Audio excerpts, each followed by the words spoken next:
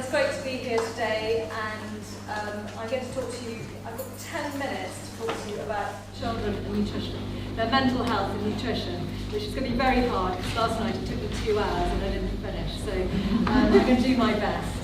Okay, so talking here, yes? So if you ask 10 children what healthy is, you'll probably get 10 different answers.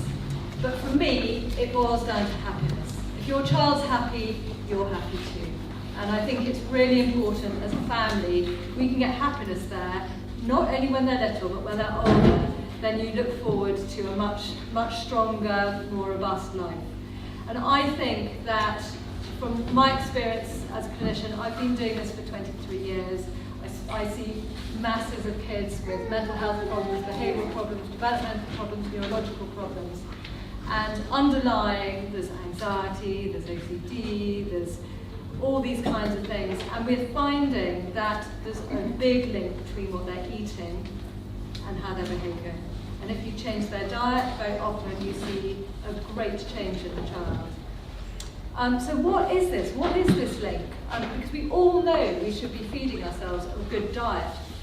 Why things change so much? Why are 1 in 4 14-year-olds self-harming? Why is this such a big thing? And I know today all these wonderful speakers will be bringing their thoughts on this. But if you've got a very cosy family and there seems to be no reason for this, there's been no trauma, there's no history of mental health in the family, you're thinking, why is this happening to us? Think, is there something else going on inside? And what's great is I'm a naturopath. I practice natural medicine, but I'm very much reach out to what's been going on in research as well. And one of my big heroes is the head of psychiatry at Cambridge University. He's called Edward Bulmore. And he wrote a book this year called The Inflamed Mind. And for years we've all thought, well forever, everyone's thought there's sort of a Berlin Wall between your body and your brain.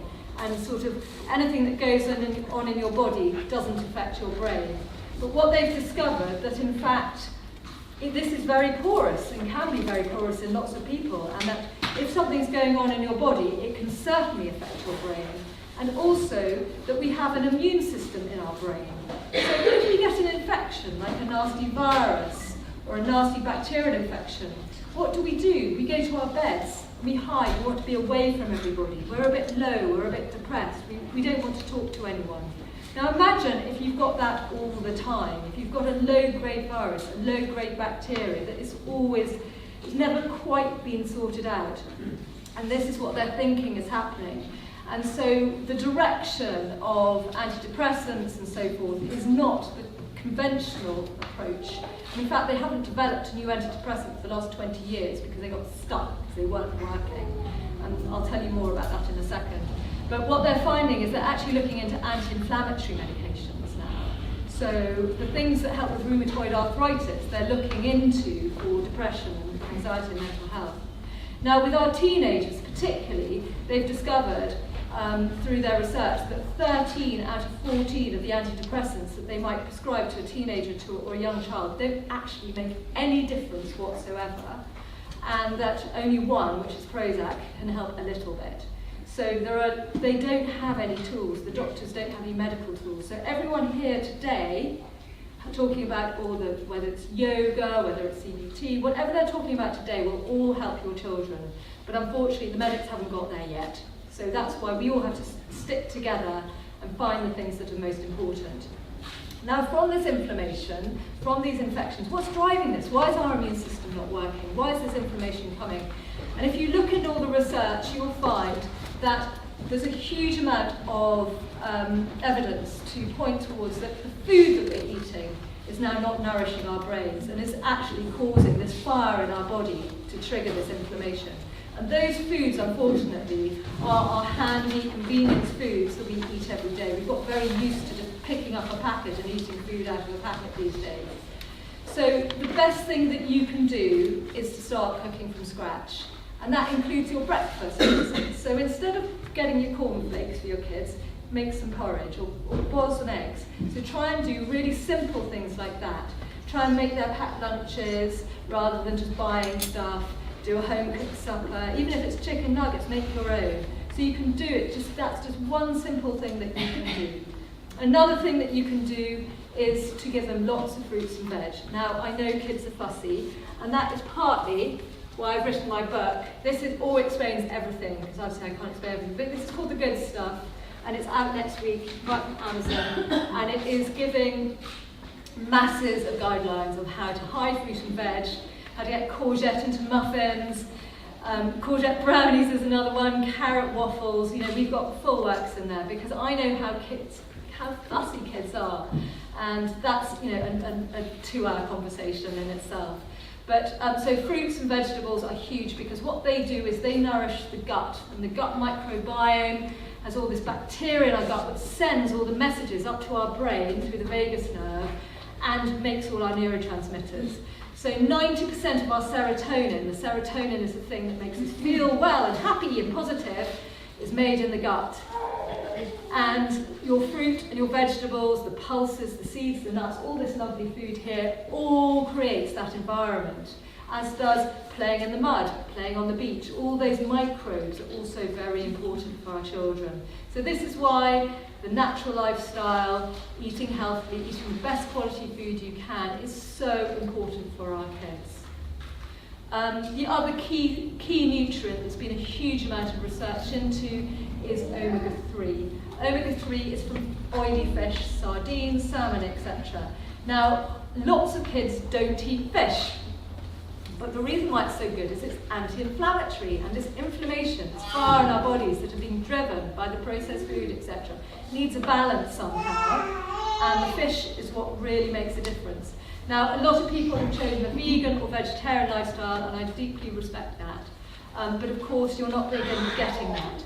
And there are fantastic sources of omega-3 from the vegetable world. So we're talking about flax seeds, we're talking about chia seeds, we're talking about walnuts, etc. So you need to really work on those to get them in. Unfortunately, with those, only between 0.1 and 10% of those get converted into the form that the brain needs, called DHA. So if you have chosen that lifestyle, you're going to have to really, really work on it. And it could be walnut pestos, it could be chia in the porridge, it could be flax in the muffins, etc. So there are supplements as well, but you do need to work extra hard to bring down that inflammation. So just imagine your child's a bucket. This is a child that's suffering, that's struggling. I'm not talking about the kids that are doing well. But if they're struggling, imagine their bucket is full of inflammation.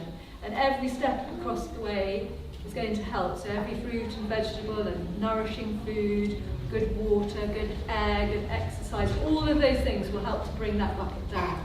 And all the yoga and everything that everyone's going to be talking today will help to reduce that bucket. So if the bucket's full, they're going to be depressed, they're going to be anxious. If that bucket's halfway, they're going to be probably all right.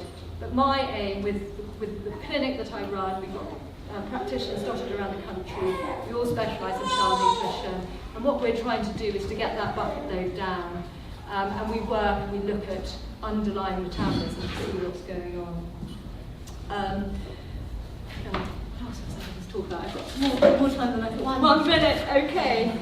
Oh yes, the other thing in talking about infections is that a lot of kids with mental health problems actually have an autoimmune condition that's affecting the brain.